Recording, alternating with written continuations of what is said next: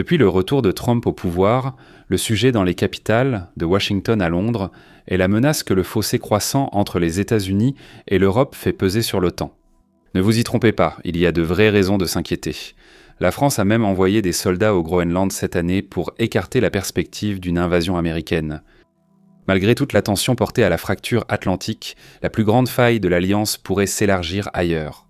La Turquie, membre de l'OTAN depuis 1952, vient de dévoiler son premier missile balistique intercontinental, développe rapidement une industrie de défense nationale conçue pour fonctionner indépendamment de ses alliés.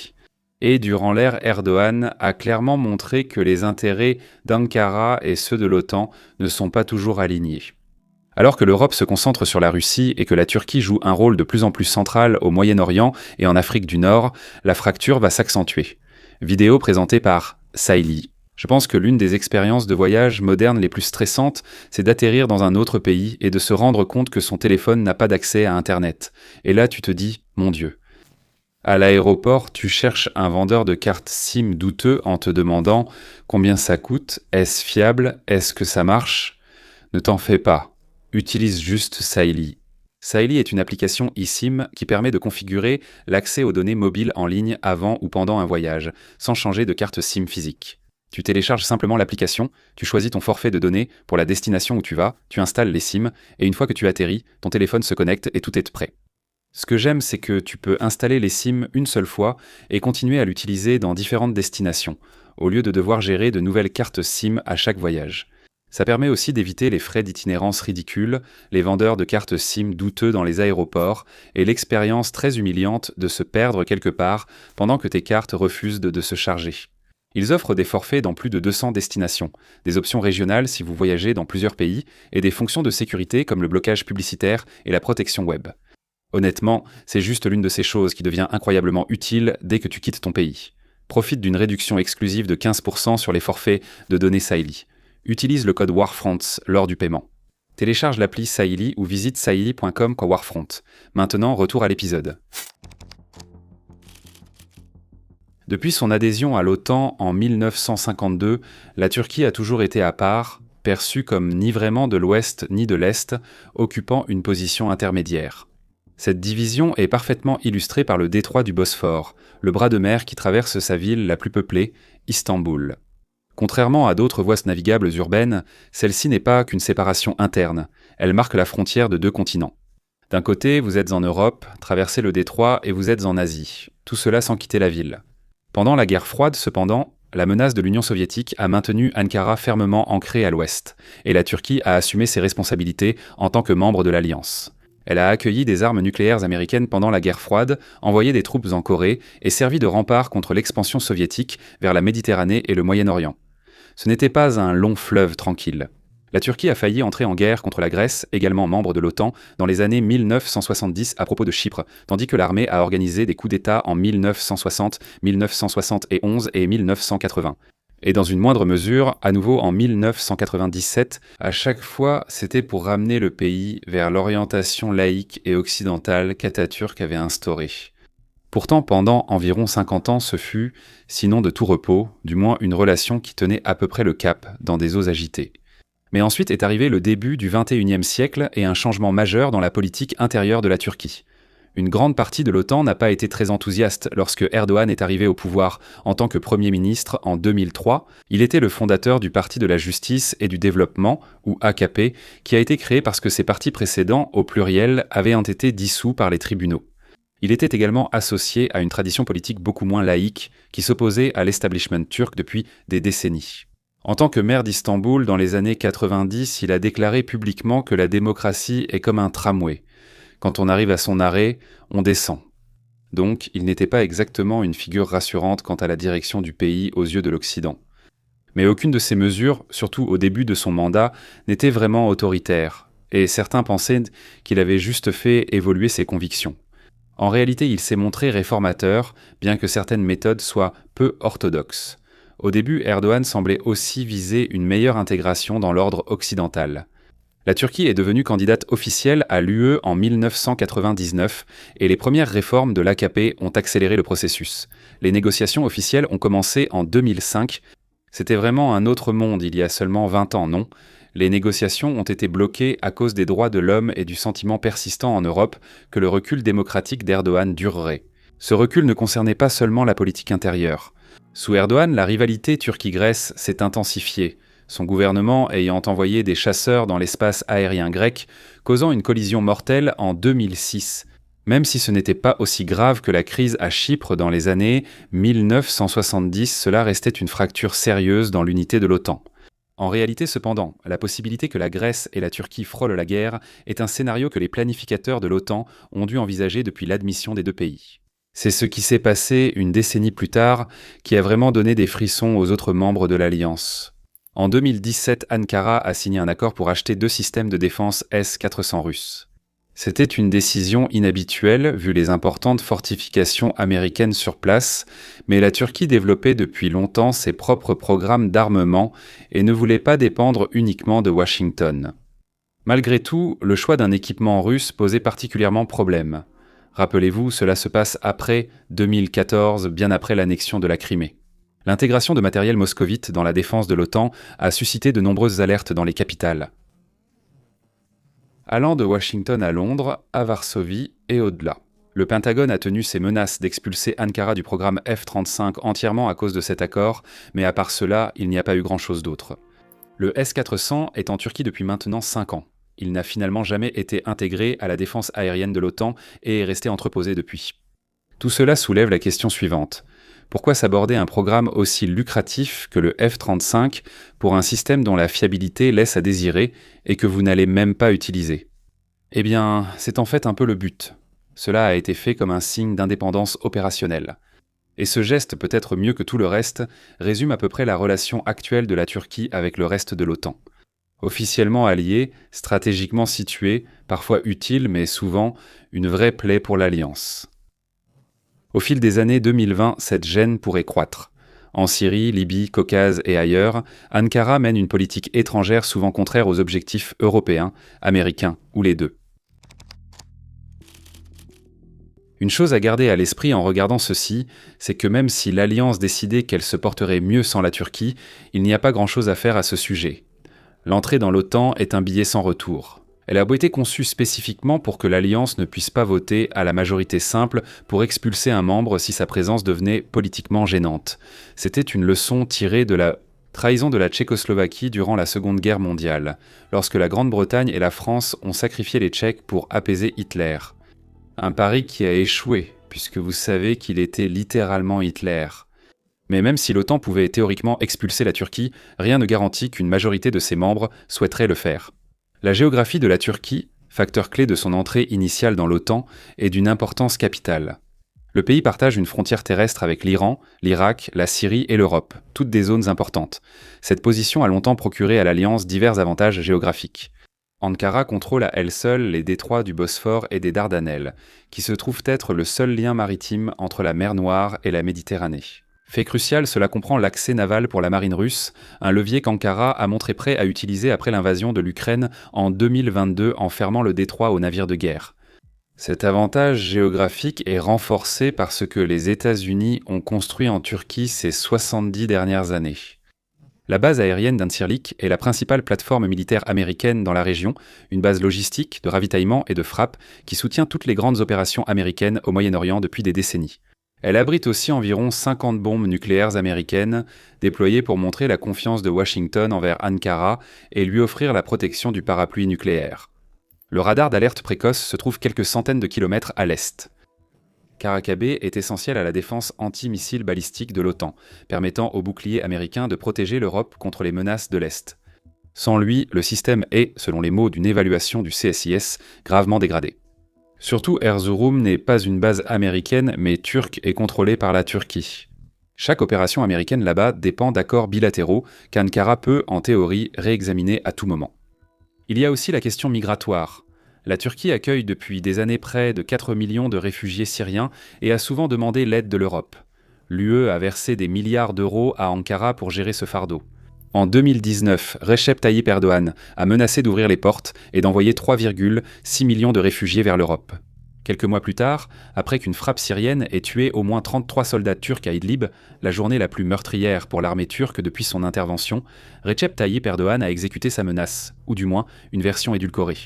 En quelques heures, Ankara a ordonné à sa police des frontières de se retirer et a dirigé des milliers de réfugiés vers la frontière grecque à Edirne, comme Loukachenko en Biélorussie qui instrumentalise les migrants à des fins politiques. La crise a été maîtrisée, mais la démonstration était claire. Ankara use de ses atouts sans hésiter. Et cela nous amène à aujourd'hui, où la Turquie vient de dévoiler son premier missile balistique intercontinental. Le Yildirim, comme il l'appelle, n'est pas un système de missiles ordinaire. La Turquie est aujourd'hui le seul membre non nucléaire de l'OTAN à disposer d'une arme aussi avancée. Si elles sont si rares, c'est parce que la plupart des pays n'en ont pas besoin. Les puissances régionales du monde entier, de la Pologne à l'Arabie saoudite jusqu'au Pakistan nucléaire, les ont ignorés car leur portée dépasse largement le voisinage, soit plus de 5500 km. Pour notre public américain, c'est similaire à la distance entre New York et Londres ou Tel Aviv et le Bangladesh. Seuls les États-Unis, le Royaume-Uni et la France, membres de l'Alliance, les ont construits, en partie pour des raisons de dissuasion nucléaire.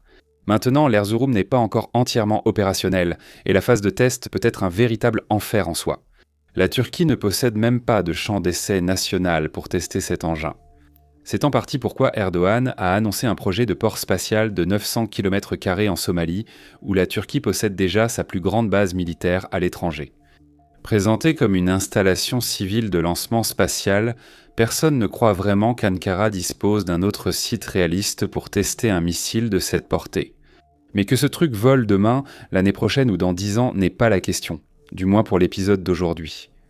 L'essentiel, c'est que ce développement existe pour menacer des capitales qui ne partagent pas votre continent, et aucune puissance régionale n'en construit un à moins d'avoir décidé que le cadre régional n'est plus assez grand pour contenir ses ambitions.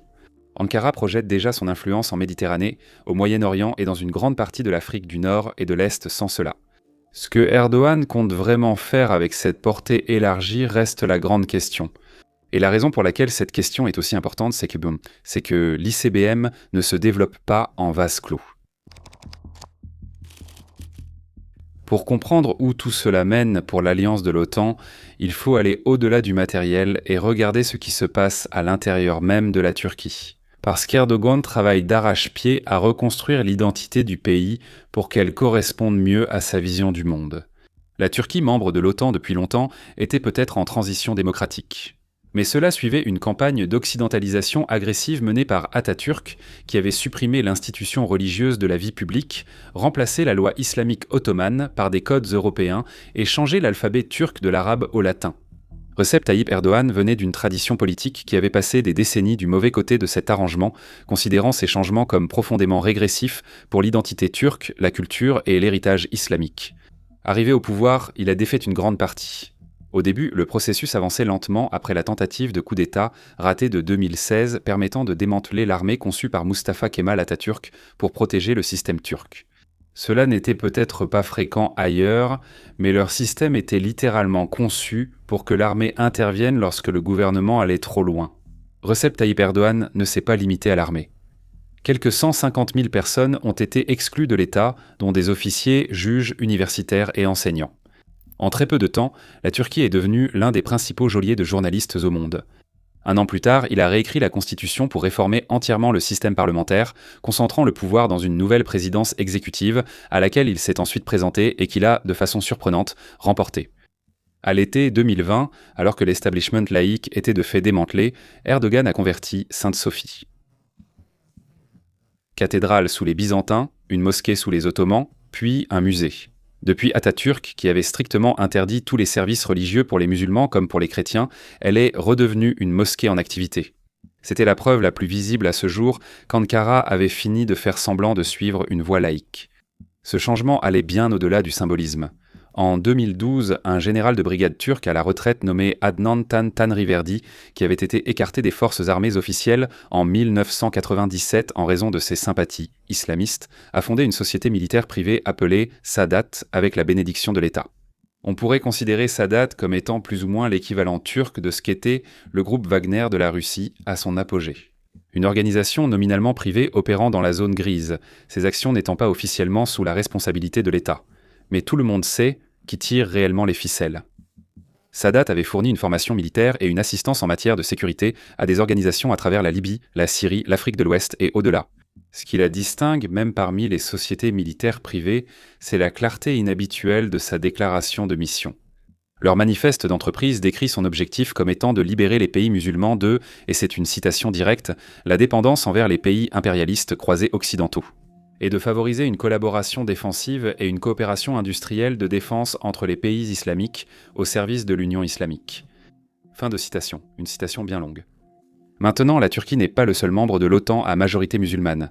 Il y a aussi la petite Albanie, où la population de la Macédoine du Nord est presque divisée à parts égales. Mais c'est le seul membre à avoir abandonné cette tradition de laïcité. Par ailleurs, le principal point de friction avec les États-Unis, acteur majeur de l'OTAN, n'est pas lié à l'islam politique. En fait, cela concerne un pays qui n'est même pas membre de l'OTAN. Dire qu'Erdogan n'aime pas Israël, c'est comme dire que les Irlandais n'aiment pas Oliver Cromwell.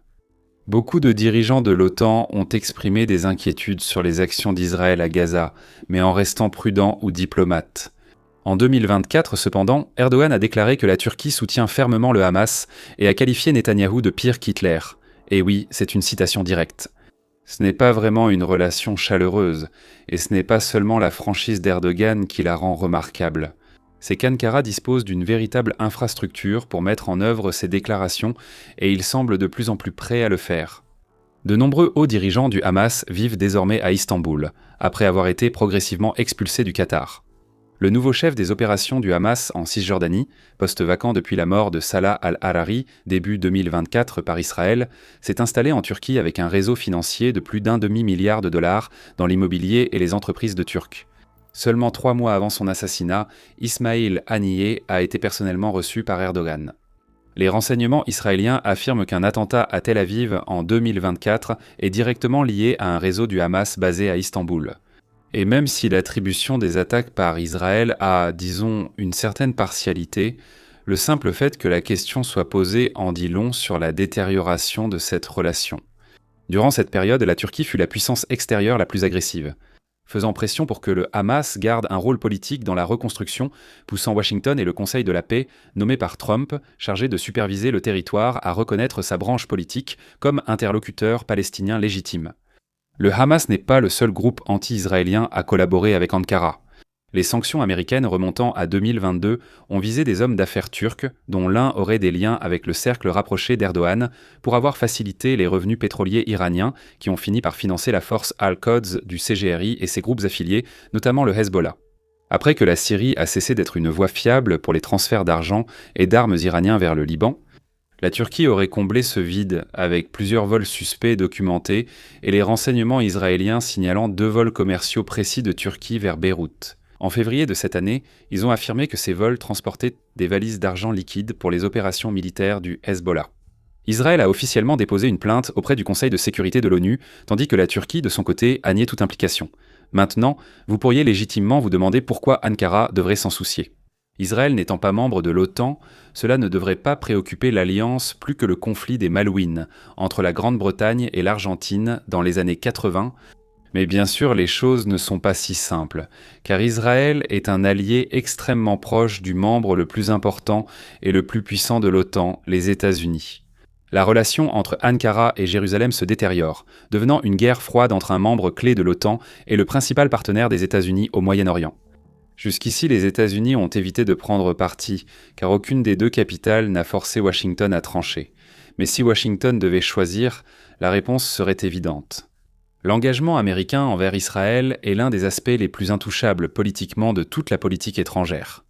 Il a survécu à tous les changements électoraux depuis près d'1 siècle, et du moins sous l'administration Trump, il ne semble pas prêt de changer de sitôt, ce qui soulève une question évidente. Comment la Turquie parvient-elle à éviter la colère de Trump à propos de tout cela ? Quand des puissances révisionnistes défient le système international, les exemples abondent. Des régimes voyous veulent prouver qu'ils peuvent agir seuls contre ce qu'ils voient comme un ordre international dominé par l'Amérique. Certains, comme la Chine, ont réussi. D'autres ont essayé et échoué, ce qui semble de plus en plus être le cas de la Russie, et d'autres sont carrément fous. Coup de chapeau à la Corée du Nord. Mais celui qui revient sans cesse dans les conversations à propos de la Turquie, c'est l'Iran. La comparaison a vraiment pris de l'ampleur plus tôt cette année lorsque l'ancien Premier ministre israélien Naftali Bennett a déclaré que la Turquie était le nouvel Iran, laissant les analystes débattre de la pertinence de cette analogie. L'Iran incarne la résistance aux États-Unis depuis la révolution islamique de 1979 qui a largement défini son identité. Autour de l'opposition à ce qu'ils voient comme l'impérialisme américain et israélien dans la région. Bien qu'ils aient réussi à construire leur axe de résistance, allant du Hezbollah au Liban aux Houthis au Yémen, en passant par le Hamas à Gaza et au-delà, cela a un coût énorme. Et bien que nous ayons largement abordé ce coût dans les épisodes précédents de Warfront, ce qui est particulièrement pertinent aujourd'hui, c'est à quel point cela a entravé la capacité de Téhéran à devenir la puissance qu'elle a longtemps voulu être. Ne vous trompez pas, ils ont trouvé des solutions, mais cela a rendu la vie très difficile au peuple iranien, et les conséquences économiques ont limité l'impact qu'ils ont pu avoir à l'étranger. La République islamique a attiré l'attention mondiale dès le premier jour en prenant d'assaut l'ambassade américaine à Téhéran et en prenant en otage le personnel diplomatique qui y travaillait pendant plus d'1 an. Les révolutionnaires ont justifié cela en accusant les États-Unis de soutenir Israël et de renverser le Shah. Mais quelle que soit la légitimité du grief, cela n'a pas vraiment envoyé au reste du monde le message que le nouveau gouvernement était ouvert aux affaires. Il y a eu des hauts et des bas dans l'économie iranienne au cours des années qui ont suivi, mais les choses n'ont jamais vraiment pris la tournure que le gouvernement aurait souhaité. La guerre avec l'Irak a été absolument dévastatrice. 8 ans de guerre de tranchées brutales, semblables à la Première Guerre mondiale, ont causé environ 500 000 morts des deux côtés et ruiné l'économie. Même après une amélioration, la République islamique est restée en quelque sorte un paria international pendant la majeure partie de son existence. Plus de 40 ans de sanctions, qui se sont considérablement intensifiées avec le temps, avec seulement un répit relativement court en 2015. Le JCPOA a exclu le pays du système financier international, l'a privé des marchés de capitaux occidentaux et l'a poussé à recourir à une économie parallèle fondée sur le troc. Tout cela pour la contrebande d'or et les sociétés écrans créées dans presque tous les pays prêts à les accueillir afin de rester discrets. La situation s'est aggravée avec le coût élevé de construction et d'entretien de son axe de la résistance. Des dizaines de milliards de dollars ont été injectés dans le Hezbollah, le Hamas, les Houthis et les milices irakiennes au fil des décennies, une politique étrangère parallèle menée par les gardiens de la Révolution qui a permis à l'Iran de rester influent dans toute la région. Cependant, cela a également vidé une économie déjà à bout de souffle de ce peu d'investissement qui lui aurait autrement été accessible. La Turquie a observé la situation et en a conclu l'inverse sur la façon d'atteindre ses objectifs. Pour Ankara, l'Iran est certes un modèle, mais c'est un modèle de ce qu'il ne faut pas devenir. Ankara a la chance de partir d'une bien meilleure position. Recep Tayyip Erdogan n'a pas eu à bâtir les bases d'une puissance régionale, car elles existaient déjà à son arrivée au pouvoir en 2003. La Turquie n'était pas tout à fait la puissance militaire qu'elle est aujourd'hui, mais ce n'était pas non plus un pays avec lequel on avait envie de se battre. Elle venait aussi de rejoindre une union douanière avec l'Union européenne, offrant aux exportateurs turcs un accès quasi sans droit de douane au plus grand marché unique du monde et un siège au G20. À partir de là, Erdogan s'est concentré sur la transformation de son pays en producteur d'armes qui, 20 ans plus tard, concurrencent désormais directement les pays auprès desquels la Turquie devait auparavant acheter. Leur joyau, c'est leur programme de drones de classe mondiale, qui a permis à la Turquie de devenir le premier exportateur mondial de drones armés pendant plusieurs années. Ils produisent aussi leur artillerie sous licence sud-coréenne, développent un chasseur de 5e génération déjà adopté par l'Indonésie et ont vendu 45 avions d'entraînement à l'Espagne l'an dernier. Les exportations de défense ont augmenté de 250 millions à plus de 10 milliards de dollars depuis l'arrivée au pouvoir de Recep Tayyip Erdogan. C'est une augmentation multipliée par 40 sous un seul gouvernement. Et ils sont désormais la 2e plus grande armée de l'OTAN, juste derrière les États-Unis eux-mêmes. Et contrairement à l'Iran, tout cela n'a coûté à la Turquie aucune sanction, aucune place à une table internationale, ni un seul jour en dehors du système financier occidental. En résumé, tandis que la République islamique cherchait à devenir la principale puissance militaire du Moyen-Orient, la Turquie y est sans doute déjà parvenue. Et pourtant, malgré tous ces progrès, la Turquie n'est pas dans une position aussi enviable qu'elle le souhaiterait. Entre 2018 et 2023, Erdogan a limogé ou poussé à la démission 3 gouverneurs de la Banque centrale différents, tous pour la même raison, avoir augmenté les taux d'intérêt en réponse à une inflation qui ne cessait de grimper. Procédure standard pour la plupart des banques centrales. La base de sa politique de taux était clairement théologique. Il présentait les taux élevés comme étant à l'origine de tous les maux, se présentant comme un défenseur de ce qu'il décrivait comme la finance islamique. Finalement, après s'être débarrassé de plusieurs gouverneurs, il a réussi à faire baisser les taux d'intérêt partout, même si l'inflation continuait d'augmenter. À la fin de 2022, alors que la mesure officielle de l'inflation atteignait 85% sur un an et qu'un indicateur indépendant, plus fiable au niveau international, la situait plutôt autour de 185%, Erdogan a été contraint de faire marche arrière. Il a réinstallé Mehmet Şimşek, un ancien ministre des Finances considéré comme à peu près le seul homme capable de remettre l'économie turque sous contrôle. Şimşek y est parvenu en quelque sorte. Il a dû augmenter le taux d'intérêt de la Banque centrale jusqu'à 50% pour y parvenir, et il l'a maintenu à ce niveau pendant presque une année entière. Pour vous donner une idée, l'équivalent américain est actuellement un peu au-dessus de 3,5%, et les politiciens américains se plaignent déjà que c'est trop élevé. À la fin de l'année 2025, l'inflation était tombée à un peu plus de 30%. C'est une sacrée amélioration, mais cela resterait considéré comme une crise dans beaucoup d'autres pays. La livre elle-même raconte cette histoire tout aussi clairement. Elle a perdu environ 17% de sa valeur face au dollar rien que l'année dernière, dépassant les 45 pour $1 plus tôt ce mois-ci. Ce n'est pas ce type de trajectoire qui attire les capitaux étrangers à long terme nécessaires à Ankara pour financer tout ce qu'Ankara cherche à développer. Et ce ne sont pas seulement les capitaux étrangers qui fuient. Près d'un tiers des Turcs âgés de 18 à 24 ans ne sont ni employés ni en formation, le taux le plus élevé du monde développé, et les enquêtes suggèrent que 2 tiers d'entre eux souhaitent quitter complètement le pays. En d'autres termes, la Turquie dispose peut-être d'une machine militaire en expansion, mais l'économie intérieure qui la soutient est loin d'être aussi saine qu'elle devrait l'être. Chez les grands acteurs du Moyen-Orient, l'inflation est d'environ 2% aux Émirats arabes unis et inférieure en Arabie saoudite. Leurs monnaies ne sont peut-être pas aussi utilisées à l'international que le dollar américain, mais elles sont vues comme des valeurs bien plus sûres pour placer son argent que la livre turque.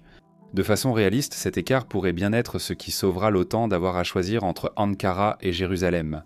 Bien que la Turquie soit sans aucun doute un acteur militaire majeur aujourd'hui, les ambitions qu'a clairement Recep Tayyip Erdogan nécessitent bien plus que du simple matériel militaire.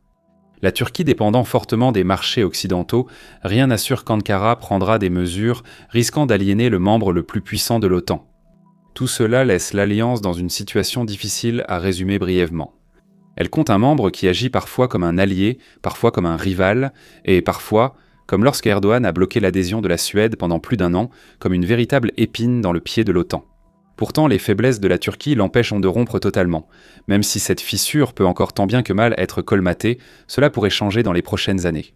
Alors que la Turquie et Israël mènent des blocs opposés dans une nouvelle guerre froide au Moyen-Orient, il devient probable qu'une nation forcera les choses. Et ensuite, le reste de l'OTAN devra décider s'il se range du côté de la Turquie, membre de l'Alliance, ou s'il suit les États-Unis qui soutiennent Israël sans réserve. Quel que soit le résultat, cette crise fera apparaître le drame autour du Groenland plus tôt cette année comme une simple querelle en comparaison. Merci de nous avoir regardés.